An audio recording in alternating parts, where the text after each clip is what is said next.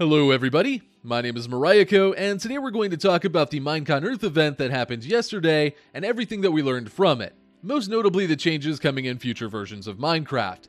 Let's start with the one thing that we knew was happening ahead of time, the vote for which biome got new features first. If you're not aware, there was a vote during the event to choose one of 3 biomes to receive a handful of new features. Unlike the previous Minecon vote that got phantoms added, the losing options aren't being removed this time. The winner was simply the one that gets added first, so do keep in mind that all of these features will be added eventually. The 3 choices we had were Taiga, Savanna, and Desert. The winning option ended up being Taiga, which had 3 features associated with it: berry bushes, campfires, and a new mob, foxes.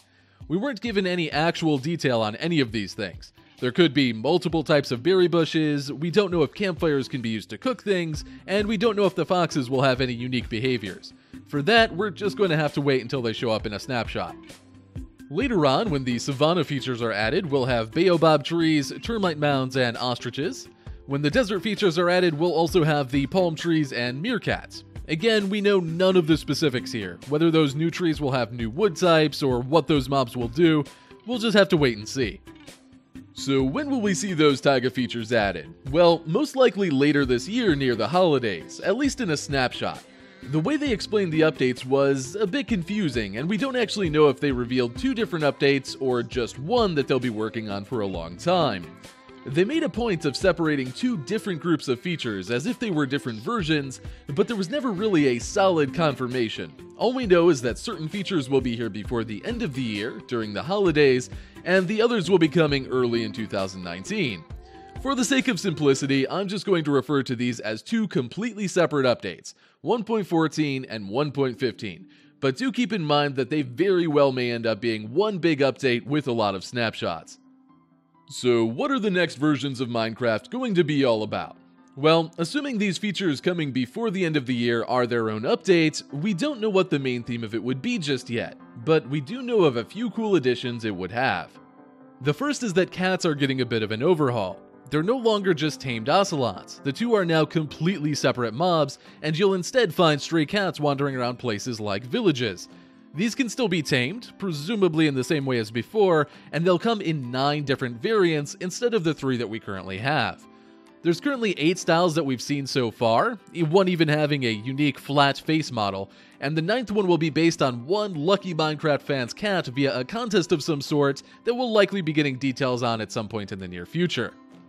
Cats will also now scare away phantoms, in addition to creepers as they always have, and they'll bring gifts of some sort to the player. What these gifts are is still a bit of a secret, other than that they definitely won't be diamonds, but if you've ever owned a cat, your guess would probably be dead animals of some sort. So cats are cool, but that's far from the most useful change we were told about. That honor would have to go to scaffolding. We haven't been shown what this block will look like yet, but we do know its behavior is similar to scaffold blocks that we've seen in a lot of mods. It will be a block that you can easily climb up and down, and breaking the bottommost block will automatically break every scaffold connected to it. This is miles better than the dirt pillars we're used to. We don't know what the recipe to craft these will be just yet, but we do know that they're made from a brand new material type, which is bamboo. Bamboo will be a brand new plant type that spawns in bamboo forests. These may eventually be their own biome, but so far we've only seen them showing up in groups inside of other biomes like jungles. Definitely a cool plant to have in the game, and they're super useful thanks to scaffolds, but they also tie into one last addition, and that's pandas. Oh yes, we're getting panda bears added to the game. Obviously these little guys will munch on bamboo, but they also will have their own personalities. They can be aggressive, as indicated by having red eyes, lazy, or even playful. What all of this really means, well, we'll have to wait and see. They did even mention the possibility of an elusive brown panda. Whether that means a literal brown panda or even a different type of bear entirely, who knows. We did also see baby pandas in the clips we were shown, including one in which the baby panda was sneezing and startling its parent, a likely tribute to an old viral video. As far as 1.14 goes, that's all we actually got during Minecon Earth. Of course, we will see more as we get closer to release and the snapshots start happening, but for right now, we don't know when that will be. Minecraft 1.15, however, we actually know the main theme of, and even the name of it. Minecraft 1.15 will be the Village and Pillage update, and as I said earlier, it should be coming sometime in the first half of 2019. So obviously the village part of the name is in regard to the villages we see in-game, and those are indeed getting quite a lot of updates. Not only are we getting new types of villages, with at least jungle being confirmed, but each type of village, depending on the biome that they are in, will now have a completely unique style to them. They're still not winning any building contests or anything, but they definitely look a lot better and more diverse than they did before. Do note that the example clips are also using the work-in-progress texture pack that Jappa is working on, so some of the different appearance is caused by that as well. Also note some of the blocks used in the desert one specifically.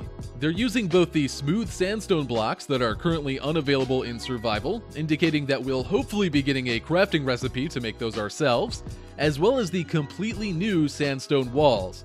This is a great sign that we may be getting more variants of different types of building blocks, something the community is literally always asking for. It's not only the structures that are getting updated though, the villagers themselves are also getting a makeover. Each type of village, depending on the biome it's in, will also create villagers with a unique visual style to match it. That base style is then added to based on the villager's own profession, and those traits will be common across all styles so you can still tell their profession at a glance. For example, cartographers will always have a monocle, while farmers will always have a straw hat. The villagers' AI is also being updated so that they have more of a schedule. They will actually deliberately go to specific locations at specific times, for example to work at a specific time or even to meet up with other villagers. They also mentioned plans for updating trading, but we don't know whether that just means modifying the trades or actually changing the trading system in some way. We also don't know how any of those behavior changes may or may not affect things like villager breeding or farming systems. That is, again, something we're going to have to wait and see once the snapshots for 1.15 start. So that covers all of the village side of 1.15, but what about the pillage? Well, that's relating to some brand new members of the Illager family, the Pillagers. These are groups of merciless raiders that will attack villages along with their pillager beast. We don't know how or when these groups will spawn just yet, whether they use a mechanic similar to the rarely seen zombie sieges, or perhaps they just spawn in at random and trek towards the nearest village. Whatever the case may be, their attacks look absolutely devastating, and honestly kind of hard for even a player to protect a village from if you randomly come across an attack. The pillagers themselves are rangers, pelting villagers and players with arrows. The so-called pillager beast, with its weird-looking villager face, is a hulking bull-like monster that will trample anything in its way as it charges towards its target. Kind of an interesting crop farming mechanic, actually. We don't really know much more about these pillagers just yet, but we do know a bit more about the weapon they're using. You may have noticed the pillagers aren't just using bows, they're actually using crossbows. These are a brand new weapon added to the game, and the first one that could be a proper competition for the classic sword and bow combo, at least outside of the special niches for things like tridents and axes. The crossbow deals more damage and has a longer range than a regular bow, but it's a lot slower to load and shoot. These also come with at least 3 new enchantments. One of those is being kept a mystery for right now, but we do know about the other 2. One is multi-shot, which we've seen demonstrated as the ability to shoot 3 arrows at once, though we don't know if it's always that same number and spread, or if it could possibly change depending on the enemies in front of you. The other is fast load, which would of course make reloading much faster. On top of that, we've also seen it has the strange ability of shooting fireworks if they're held in your offhand, which technically could be used as a weapon as long as they have a firework star in them. Overall, this is a very cool addition, though we'll have to see how they're balanced. If they can't have any of the bow's enchantments, then they'll likely be the weaker option at endgame. If they can have bow enchantments, then they will likely be vastly more powerful than bows in every way. Personally, I would like to see them specifically balanced to both be viable, but only time will tell. That's pretty much it as far as the main updates go, though there is one other massive improvement coming to the Bedrock Edition as well, and that is improvements to their custom content creation. Specifically, they're introducing ways for creators to easily add unique mobs to the game. This isn't just replacing mobs, as it was before, but instead adding entirely new entities that can have unique appearances, special spawn conditions, interesting behaviors, utilize particle systems, all kinds of stuff. This still isn't quite on par with Java Edition modding. You're somewhat restricted in what you can actually make the mobs do, but they did also announce that they're working heavily on a scripting API that will allow much more advanced control over not only mobs, but likely many aspects of the game. The first part of these changes, specifically the new entity creation described earlier, will be available via a beta on October 3rd. Beyond that, we did get a few random tidbits during a developer Q&A. Of course, everything they said was only based on random comments, and there wasn't really anything definitive in it. There were a lot of cool things mentioned, like new weather systems, updated minecarts, cross-compatibility with Java and Bedrock, and even some new Redstone stuff, but it was clear that none of them were really currently in the works, and were instead just things that will hopefully eventually happen. There was one other very large announcement not relating to a Minecraft update at all, and that was the reveal of an entirely new game by Mojang, and that is a very rare thing to say. We've known that they were hiring people to work on other projects, and it turns out that it was for a new RPG dungeon crawler style game set to the Minecraft universe. What does this mean? Well, it's kind of hard to say. So far, we don't really know what the game is like. It looks like you play Minecraft-esque characters with up to 3 other people in seemingly fantasy-style roles like warriors, rogues, or mages, and you take on ever-increasingly tough dungeons of baddies for better and better loot. Naturally, everything in it is very Minecraft-themed. The big baddie is the Arch-Illager, for example, but other than that and the 2019 release date, that's about all we know about the game until we get to see gameplay at some point in the future.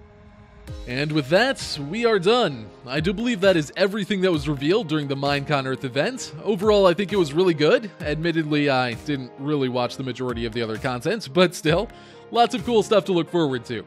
The little peeks we had into the new updates look really good, the new game is intriguing to say the least, and I'm looking forward to the next year of Minecraft. So, what about you guys? Do you like where the new features are going? Are you excited to try out the new game? It's always interesting to see the community's perceptions of these things, so be sure to let me know. Anyway, all of that being said, it's about time I go. Thank you all for watching, hope you have an amazing day, and I'll see you next time.